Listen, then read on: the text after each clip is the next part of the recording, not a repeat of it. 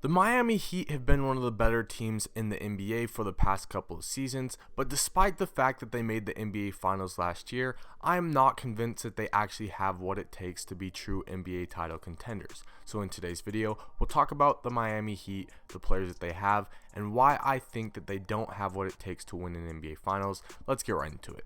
If you've not already, please make sure to like this video and subscribe to my channel. I'm uploading multiple videos every single week and your support goes a long way. But anyways, getting right into things, like I mentioned before, the Miami Heat have been a top team in the NBA for the past couple of years, and that all starts with their star player Jimmy Butler, who is widely considered one of the best wing players in the entire NBA. The Miami Heat pride themselves on the defensive end of the floor. Coach Spoelstra really focuses on this, so it makes sense that Jimmy Butler is the heart and soul of this team, considering he is one of the best perimeter defenders in the entire NBA. And to go along with their star Jimmy Butler, the Heat also have one of the better supporting casts in the entire league in my opinion. Bam Adebayo is a great second star to go behind Jimmy Butler. He does a variety of things and he's one of the most versatile big men in the NBA in my opinion. His passing is obviously very good for a center. He can also score the ball, and on the defensive side he is great as well, guarding a variety of positions. He is also huge for the defensive identity of the Heat.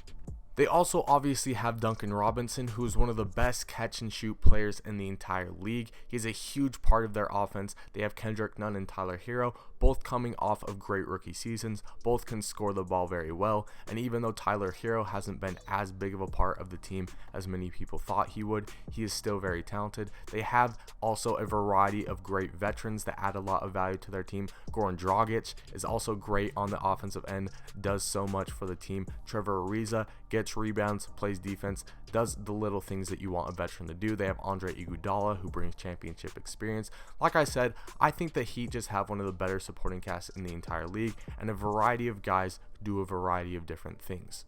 So if the Miami Heat have a great star in Jimmy Butler and an excellent supporting cast to go along with him, why don't I believe that they are able to win an NBA Finals with their current roster?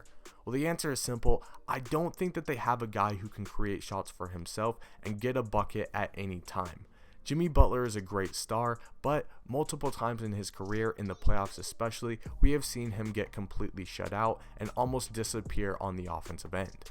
Now, Jimmy Butler is by no means bad on offense, but for a star guard player of a playoff team, you would like to see him be a better shooter.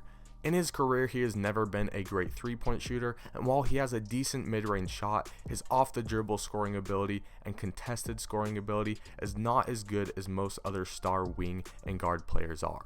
When you watch Jimmy Butler play on the offensive end, it's pretty obvious that he's a pass-first guy, and his passing is actually one of the more underrated aspects of his game in my opinion. His passing does a lot for the Miami Heat offense, and it's not necessarily the worst thing in the world to have a star who is a pass-first player.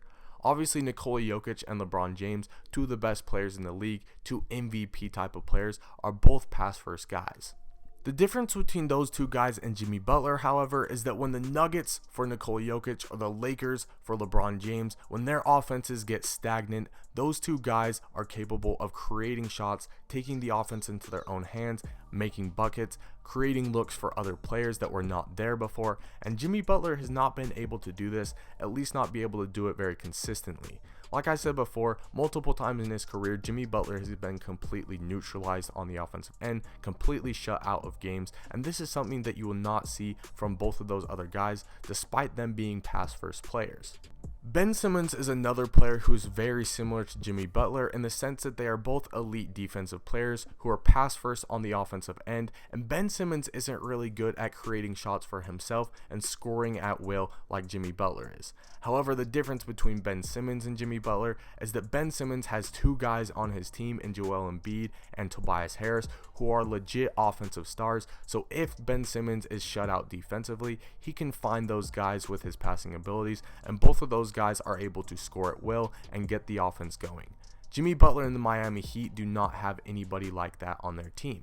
So when Jimmy Butler is struggling on offense, the Miami Heat as a whole struggle on offense. As versatile as Bam Adebayo is, and as great of a second star as he is, he at times has also been completely neutralized and shut out of games on the offensive end. he has had his struggles on the offensive end in the playoffs multiple times. So when Jimmy Butler is struggling, Bam Adebayo is not always capable of making up for it.